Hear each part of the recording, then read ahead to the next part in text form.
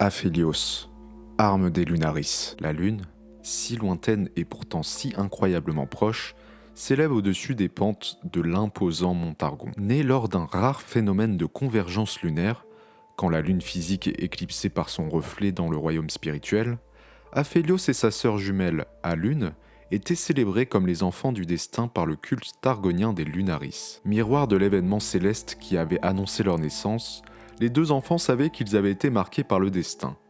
Aphélios avait reçu le don physique de la lune de pierre, et Alune le don magique de son reflet spirituel. Infiniment pieux, ils grandirent selon une foi faite de mystère, d'introspection et de découverte. S'ils épousèrent les ténèbres, ce n'était pas uniquement par dévotion, mais parce qu'il s'agissait de la seule chose capable de les protéger. Les Solaris qui régnaient sur Targon considéraient les Lunaris comme des hérétiques, ce qui les força à se cacher jusqu'à ce que leur existence elle-même tombât dans l'oubli. Abandonnés dans l'obscurité, les Lunaris vivaient dans des temples et des grottes qui échappaient à l'attention des Solaris. Le devoir d'exemplarité pesait lourdement sur les épaules d'Aphélios. Armé de lames mystiques en pierre de lune, il s'entraînait inlassablement, au point de verser son propre sang si cela lui permettait de verser celui des autres, et, ainsi, de défendre sa croyance. Aussi véhément qu'il était vulnérable, il avait pour seul ami sa sœur, à laquelle il était profondément attaché. Pendant qu'Aphélios était envoyé dans des missions de plus en plus périlleuses pour défendre les Lunaris, Alune s'entraînait séparément pour devenir oracle, capable d'employer sa magie pour révéler, grâce au clair de lune, des chemins et des vérités dissimulées. Avec le temps, elle dut à son tour quitter le temple où ils avaient été élevés. En l'absence d'Alune, la foi d'Aphélios vacilla. Désespérément en quête d'un objectif, il entreprit un voyage cérémoniel jusque dans les ténèbres, là où les Lunaris étaient censés trouver leur voie, leur orbite. Il suivit le clair de lune jusqu'à un bassin sous la surface duquel poussait une fleur rare, la noctume. Bien que vénéneuse, elle pouvait être distillée afin d'obtenir un breuvage qui lui permettrait d'atteindre le pouvoir de la nuit. Ayant bu l'essence de noctume, Aphélios ressentit une douleur telle qu'elle effaça tout autre sentiment. Peu de temps après, un temple ancestral, le Marus Omegnum, sortit du monde spirituel pour la première fois depuis des siècles.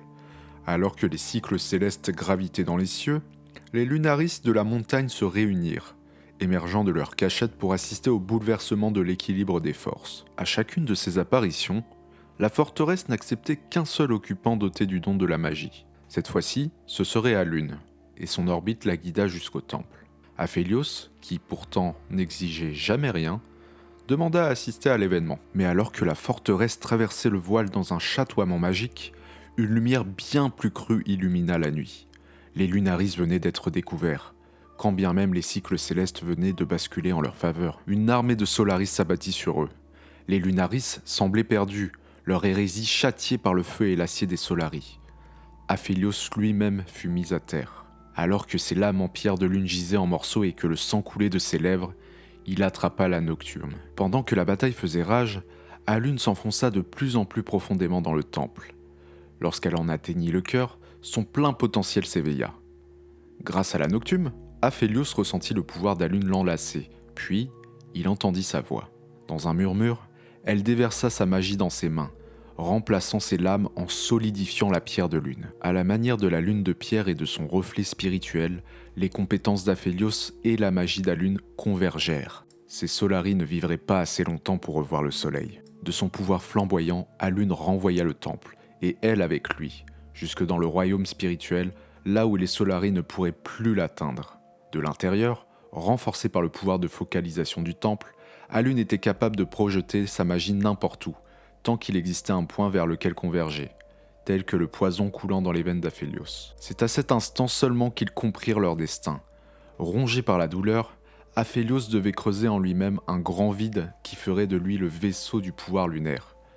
Alune vivrait seule, isolée dans sa forteresse, mais guiderait son frère en regardant à travers ses yeux. Ensemble, ils seraient l'arme dont les Lunaris avaient tant besoin, unis par un lien de souffrance et de sacrifice. Leurs âmes, si lointaines et pourtant si incroyablement proches, traverseraient le voile et convergeraient en une chose qu'ils ne comprendraient pas. Pour défendre les survivants de l'attaque qui ont battu en retraite dans les ombres de la montagne, Aphélios a ajouté à ses talents d'assassin la magie projetée vers lui par Alune.